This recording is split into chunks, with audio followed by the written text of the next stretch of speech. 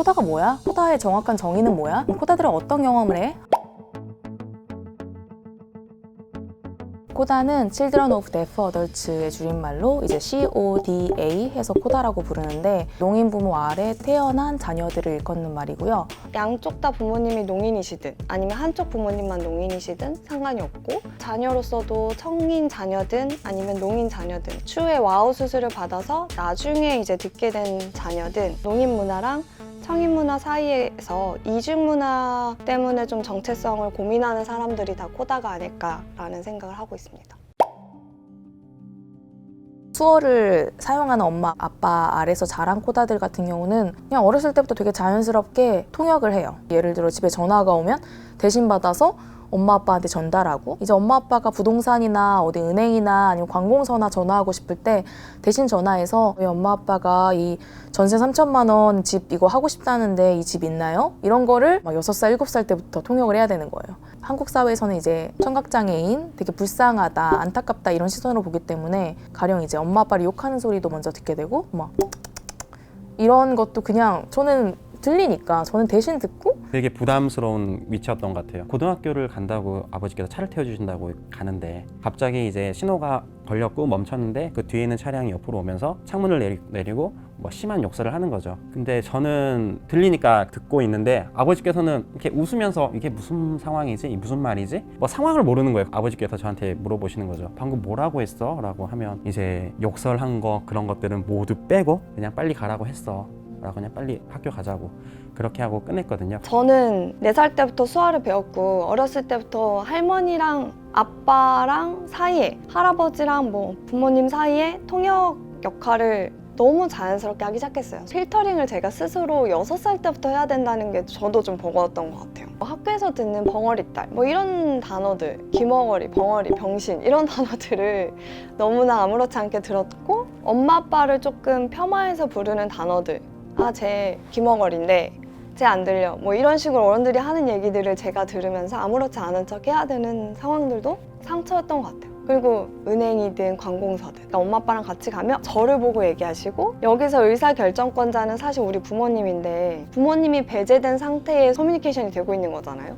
이런 거를 어렸을 때부터 인지하면 우리 엄마 아빠가 다른 어른들로부터 조금 무시를 받고 있구나 라는 거를 생각하게 되더라고요. 그리고 그럴 때마다 이제 부딪혀야 했던 편견들이 너무 보이는 거죠. 그런 순간순간들이 어려웠던 것 같아요. 엄마 아빠는 내가 너무 미안하다, 내가 너한테 다 시켜서 미안하다 하거나 혹은 이제 자기들의 입장, 내가 안 들으니까 네가 대신 해야지 하는 경우도 있고 그러니까 사실은 코다들은 과중한 통역과 이런 것들을 겪으면서 아무에게도 털어놓을 수 없는 경험들을 하면서 어쩔 때는 부모를 원망하기도 하고 혹은 부모의 곁에서 도망가고 싶기도 하고 그러니까 이런 경험들을 한국 사회에서 코다들이 비슷하게 하게 돼요. 저는 너무 비슷한 사람들을 만나고 싶었어요. 그래서 막 검색을 진짜 많이 했어요. 농양, 농아인 부모, 자녀 이렇게 쳐보기도 하고 해외 사례도 너무 궁금한 거예요. 나만 이렇게 힘들게 크나? 라는 생각이 너무 드니까 막 찾다 보니까 딱 그 용어가 나오는 거예요. 나의 아이덴티티를 설명할 수 있는 단어가 이렇게 있었구나 라는 생각이 들었고 그게 이제 대학생 때 처음 딱 접하게 됐어요. 그 단어 자체가 주는 위안이 엄청 컸어요, 저는.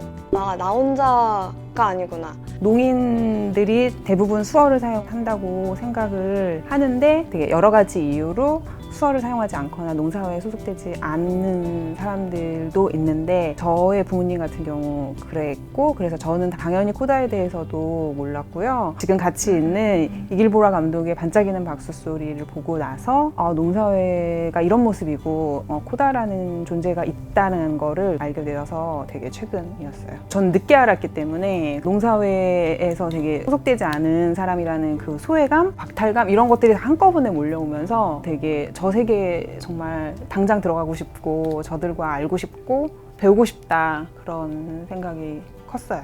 아빠랑 같이 미국에 간 적이 있었는데 되게 수많은 코다들이 되게 수많은 활동을 하고 있는 거예요. 수화를 언어로서 연구한다든지 혹은 농문화 이런 거를 이제 자기의 어떤 전공 분야로 공부를 한다든지 이런 걸 보면서 이게 어떤 하나의 정말 세계구나 라는 거를 깨닫게 됐던 것 같아요. 정말 다양한 코다가 있다 생각해요. 우리가 다양한 가치관과 삶에 대한 다양한 방향을 갖고 살아가는 개인들이니까 그래서 프라이드가 있는 코다일 수도 있고 어려운 게 너무 당연한 코다일 수도 있고 엄마 아빠에 대한 불만이 많은 코다일 수도 있고 사회에서 내가 뭘 해보고 싶은 코다일 수도 있고 하나로 규정되는 거에 대한 부담을 안 느꼈으면 좋겠고 같이 모여서 얘기했으면 좋겠어요. 언제든지. 사실 이런 질문 자체가 저는 얼마나 우리나라에서 장애를 보는 시선이 편협한가를 느껴요. 그러니까 코다 얘기를 할 때마다 제일 첫 번째 듣는 질문이 너 그래서 힘들었겠다. 뭐가 힘들었어? 이 질문을 항상 받는데 부인할 수 없어서 더 속상해요. 분명 어렵고 힘든 경험들이 있었거든요. 병원 통역을 가면요, 항상 의사분께서 항상 말씀하시는 게 너가 돈을 많이 벌어서 부모님 여기 수술 시켜줘야지.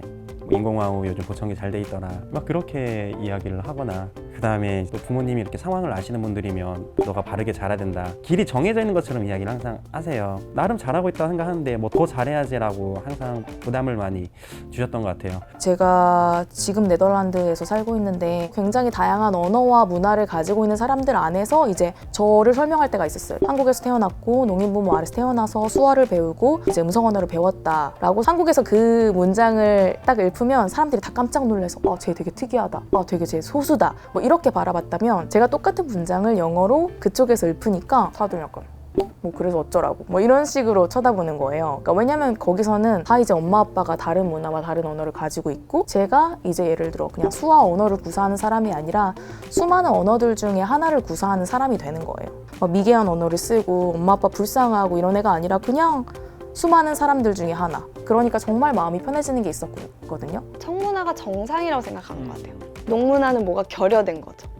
여기까지 채워져야 너네가 우리랑 동등한 사회 구성원으로 있지라는 생각이 있는 거예요. 사회가 그렇게 만드는 거지. 저는 그 표현을 되게 많이 해요. 몸이 붉으니까 너가 이렇게 잘해야 돼. 너가 공부를 잘해야 돼. 네가 잘해서 엄마 아빠를 떳떳하게 만들어야 돼. 그 전제 자체가 장애를 가지고 한국에서 떳떳하게 살 수 없구나. 이거잖아. 되게 부모님이 농사에서 잘 지내고 계시는데 코다가 힘들지 않으려면 이 농인 부모를 바라보는 사회의 시선이 되게 건강해야 된다고 봐요. 장애를 어떻게 보느냐에 따라서 농부모가 자격지심이 너무 크고 열등감이 크고 사회가 또 그렇게 만든다면 밑에 있는 자녀들도 너무 자연스럽게 그걸 흡수하게 되는 상황이에요. 우리나라 시민의식이 그만큼 달라진다면 조금씩은 달라지겠죠?